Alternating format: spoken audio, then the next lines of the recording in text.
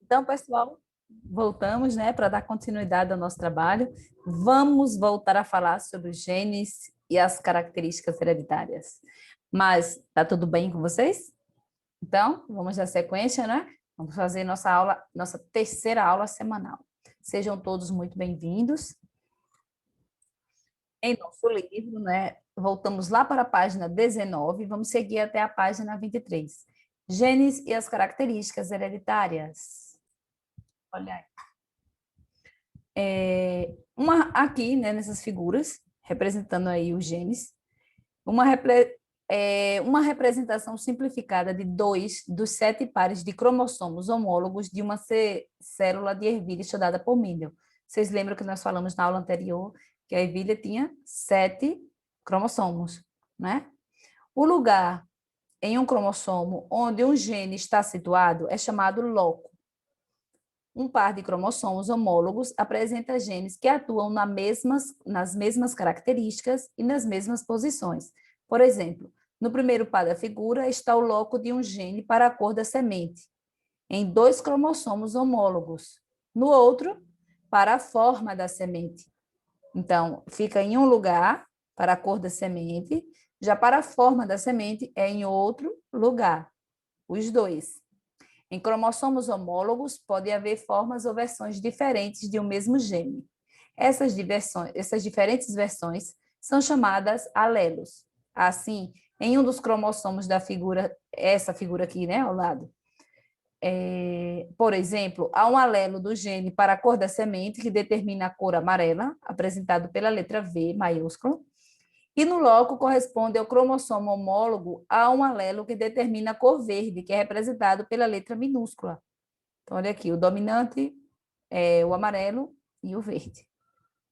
No outro par, um dos cromossomos tem o alelo que determina a semente com a superfície lisa, representado pela letra R maiúsculo. E o seu homólogo tem o alelo que determina a semente com superfície rugosa, que é representado pela letra R minúscula. Por convenção, usamos a letra inicial do caráter recessivo, verde e rugoso, né? V e R, neste caso, para denominar os alelos. Veja que eles utilizaram a letra inicial do caráter recessivo. O alelo responsável pela característica dominante é indicado pela letra maiúscula. Então, a letra maiúscula vai ser para o dominante e a letra minúscula vai ser para a recessiva. Assim, o alelo para a semente de cor amarela é representado pela letra V, né, que é maiúsculo, porque é dominante, e o alelo para a cor verde pela letra V minúsculo, porque é recessiva. Para a forma lisa da semente é usada a letra R maiúsculo, porque é dominante. E para a forma rugosa, o R minúsculo, porque é recessivo. O conjunto de alelos que o indivíduo possui em suas células é chamado de genótipo. Em relação ao seu genótipo, o indivíduo ou uma planta com 2 alelos iguais, né, maiúsculo ou minúsculo, no caso das ervilhas, são chamados homozigotos ou puros, segundo Mendel. Olha aí, são iguaizinhos as letras, não é? As letras, os alelos estão o VV, os 2 maiúsculos, ou VV minúsculos. Isso a denomina como homozigoto. E um indivíduo ou planta com 2 alelos diferentes, né? Nesse caso aqui, ó, um maiúsculo e um minúsculo, no caso da ervilha, são chamados heterozigotos, ou híbridos, que é o termo usado por Mendel. Então, se forem iguais, né? Se forem os 2 maiúsculos ou os 2 minúsculos, são chamados de homozigotos. Se houver mistura, né? Se houver maiúsculo e minúsculo, é heterozigotos. O genótipo e os fatores ambientais influenciam no conjunto de características manifestadas pelo indivíduo, né, como a cor, forma da semente, por exemplo, ou a cor dos olhos, da cor da pele e a altura de uma pessoa. Dizemos que essas características formam o fenótipo do indivíduo. Gente, mas o trabalho de Mendel foi ignorado por um bom tempo. Por quê que esse trabalho dele foi ignorado? Vamos conhecer aí um pouquinho essa história?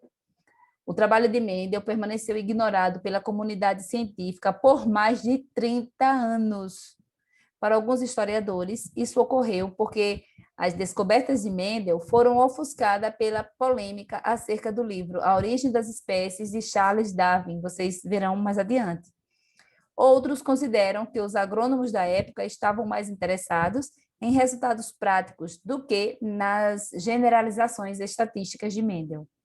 E talvez os cientistas ainda não estivessem preparados para o uso da estatística como Mendel estava. O certo é que as descobertas feitas nos estudos das células, que dariam uma evidência física para a hereditariedade, só ocorreram entre 1882 a 1903. E o trabalho de Mendel foi publicado em 1866, então foi fora do tempo aí. A redescoberta dos trabalhos de Mendel ocorreu por 3 cientistas que compreenderam e apoiaram suas ideias. William Bateson, que é a primeira figura aí, olha aí, cientista, estudava variações encontradas nas plantas e já tinha uma ideia de como planejar os experimentos, mesmo antes de ler o trabalho de Mendel. Já Hugo de Vries e Carl Erik Correns, ó que nomes, gente, nem sei nem se eu estou lendo direito, né? Eles desenvolveram de forma independente experimentos similares aos de Mendel e chegaram a conclusões semelhantes. É interessante pensar que, mesmo se Mendel não tivesse desenvolvido seus trabalhos, outros pesquisadores chegariam a conclusões semelhantes. Mesmo assim, houve oposição, principalmente pelo fato de as leis de Mendel não poderem ser aplicadas para todas as características hereditárias. Como a gente já falou, né, tudo que se opõe a um conhecimento é uma coisa nova que pode ser assim, muito diferente do que se espera, recebe resistência. Vocês lembram lá de Galileu? Quando ele dizia, teve um período da história que o homem achava que era o centro do universo, né? Que o Sol era que girava ao redor dele, ao redor da Terra. E aí vem Galileu para dizer que não era, que era o contrário. Ele também foi perseguido, né? Ele sofreu bastante e ele até morreu, né? Ele até morreu. Então, assim, as pessoas, a ciência, né? Existe esse questionamento, um acha que é assim, outro acha que não. Imagine naquela época que as ideias eram bem mais difíceis até de compartilhar com outros cientistas, tinha muita resistência, né? Eu acredito assim que mais do que hoje, que hoje as ideias são difundidas, né? As coisas andam mais rápido, e naquele período não. Então, para até descobrir isso aí, até aceitar, leva muito tempo. Lembram lá da deriva continental, né? De Alfred Wegener, que ele também disse que defendeu a teoria que os continentes eram, há milhões de anos, formavam um único continente, né? E pelo movimento das placas, esses continentes foram se espalhando e até chegar na distribuição que tem hoje no planeta. Então, até aceitar essas ideias leva tempo, não é tão rápido assim. Eles são, como é que eu posso falar?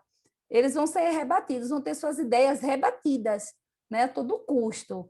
Mas acaba sempre prevalecendo a verdade, não é isso? Continuando, né? Explicação dos resultados de Mendel. Como você aplicaria agora os conceitos que acabou de aprender para explicar os resultados e as conclusões a que Mendel chegou ao fazer seus experimentos com as ervilhas? Vamos lá. Você aprendeu que a maioria das células, os cromossomos, ocorrem aos pares, não é? São os cromossomos homólogos. Você também estudou que os cromossomos homólogos podem existir formas ou versões diferentes de um mesmo gene, que são os alelos. Assim, em cromossomo, pode haver um alelo para a cor da semente, que condiciona a semente amarela. E na posição correspondente do outro cromossomo, do par, pode haver um alelo que determina a semente verde. Então, veja, a dominante é sempre representada pela letra maiúscula, não é? E o recessivo pela letra minúscula. Essa planta pode ser representada por o V maiúsculo, o V minúsculo e terá a semente amarela, já que a cor verde é recessiva. Uma planta com semente verde será representada por os dois Vs minúsculos, que são as recessivas. Já uma planta de semente amarela pode ser o VV, os dois maiúsculos, ou VV se for heterozigota, né? Homozigota se forem iguais, né? E heterozigota se forem diferentes, né? O maiúsculo e o minúsculo. Acompanhe a descrição aí. Vamos lá. Tudo verdinho, né? Os Vs minúsculos. E aqui amarela, V maiúsculo, os dois Vs. Aí vem o gameta feminino com o Vzinho pequenininho e o gameta masculino com o Vzinho maiúsculo. Aqui formou o zigoto, ficou um maiúsculo, outro minúsculo, que vai ser heterozigoto. A partir das mitoses, surgiram, então, as ervilhas amarelas. Uma planta de ervilha amarela homozigota pode ser representada pelos dois Vs maiúsculos, né, indicando que ela possui dois alelos para a cor amarela em suas células. Essa planta irá produzir apenas gametas com o alelo V, o maiúsculo. A planta da ervilha verde, representada pelos dois Vzinhos minúsculos, irá produzir apenas gametas com o alelo V minúsculo. Com a fecundação, forma-se então uma planta amarela heterozigota, representada pelo V maiúsculo e o V minúsculo. Olha aí. Foi isso que aconteceu na formação da primeira geração, no cruzamento de Mendel. Plantas de ervilhas amarelas cruzadas com as de ervilhas verdes originaram apenas plantas de ervilhas amarelas. O Vzinho ficou maiúsculo, né, a característica dominante, prevaleceu sobre o recessivo. Você se lembra que quando Mendel realizou a autofecundação, agora com esses aqui, das ervilhas amarelas da primeira geração, ele obteve ervilhas com sementes amarelas e verdes, na proporção aproximada de 3 amarelas para cada verde. Então, como podemos explicar esse resultado? Primeiro produziu amarelas, mas aí quando ela se autofecundou, aí apareceu a semente verde. Essa proporção nos ajuda a prever os resultados de outros cruzamentos. Observe aqui, né, os cruzamentos. A primeira geração, que saiu 100% amarela. Aí, com a autofecundação, foi amarela vezes amarela. Nessa brincadeirinha aqui, do amarelo vezes amarelo, surgiu uma verdinha. Olha aí. Quais foram as probabilidades possíveis? Vieram os gametas, né? O Vzinho maiúsculo e o minúsculo, dominante e recessivo. Para o dominante, os dois saíram amarelos. Já para o recessivo, olha aí, saiu um amarelo e um verdinho. Aqui da mesma forma, o dominante e o recessivo. Os dois amarelos e também um amarelo e outra verde. A ervilha amarela da geração F1 é heterozigota, olha aí, porque tem um maiúsculo e um minúsculo. Então, ela irá produzir gametas com o alelo V maiúsculo e gametas com o alelo V minúsculo. Então, ela produz das duas maneiras. Isso ocorre da mesma proporção, ou seja, metade dos gametas terá o alelo V maiúsculo e a outra metade o alelo V minúsculo. Lembram que são todas as duas aqui iguais, a primeira, que elas se autofecundaram?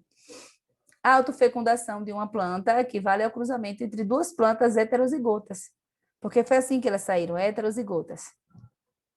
As fecundações ocorrem ao acaso. Isso significa que o fato de um gameta possuir determinado alelo não faz com que ele tenha chance maior de fecundar ou ser fecundado. Um gameta com o alelo V, né, o maiúsculo, tem a mesma chance ou probabilidade de 50%, né, de fecundar ou ser fecundado que um gameta com o alelo o V minúsculo. Então, entre as possibilidades de fecundação, né, da formação das sementes, da segunda geração, vamos ver aqui as chances. 25% de chance de um gameta masculino, o V maiúsculo, fecundar um gameta feminino maiúsculo também, né? Formando uma semente, as duas, né? Com o Vzinho maiúsculo. 25% de chance de um gameta masculino, o maiúsculo, fecundar um gameta feminino, o minúsculo, né? O Vzinho minúsculo, formando uma semente, ó, Vzão, Vzinho. Mais 25% de chance de um gameta masculino, Vzinho, fecundar um gameta feminino, Vzão, formando a semente, Vzão, Vzinho. Observe aí, ó, que se repete. E 25% de chance de um gameta masculino, Vzinho, fecundar um gameta feminino, também Vzinho, formando uma semente, Vzinho, Vzinho. Então, esses aqui prevaleceram, ó, o masculino não, o maiúsculo, que é o dominante, 3 vezes mais do que esse último. Certo? Gente, vamos lá para a nossa atividade. Nós temos da questão 11 a questão 13 para responder. Então, nós vamos responder a questão 11 e a questão 12 e 13 vocês farão sozinhos, certo? Mas vamos lá. Questão 11. Um homem com braquidactilia, que é a condição caracterizada pelo encurtamento dos dedos, casado com uma mulher com a mesma característica, tem um filho com comprimento padrão de dedos. Olha aí. Os dois com os dedinhos encurtados e o filho com os dedos de tamanho padrão, né, do comprimento padrão. Quero que você dizer. Hã? Lembram lá das características, gente, que passam, né? Lembro da ervilha, que na primeira geração nasceu toda amarela, né? Misturou lá, fez o cruzamento da sementes amarelas com sementes verdes. Na primeira geração, saiu todas amarelas. Quando ela se autofecundou, a amarela, então na segunda já saiu sementes amarelas e verdes. Então, a característica não saiu na primeira, saiu lá na outra, certo? Então, a letra A. Qual deve ser o caráter dominante? O caráter vai ser bractidactilia. É o nome aí, da característica, dessa condição. Vocês vão responder na letra A. E a letra B, qual é o genótipo dos pais? Né, a letrinha lá, qual que vai ser? O Bzão e o Bzinho. Podem colocar aí na letra B. Gente, na 12ª, os gêmeos univitelinos são geneticamente iguais. São aqueles formados da única placenta, não é? Pois eles vieram de um mesmo zigoto. A célula lá inicial se dividiu em duas. Isso significa que todas as suas características também são idênticas? O que vocês acham? Todas as características dele vão ser idênticas?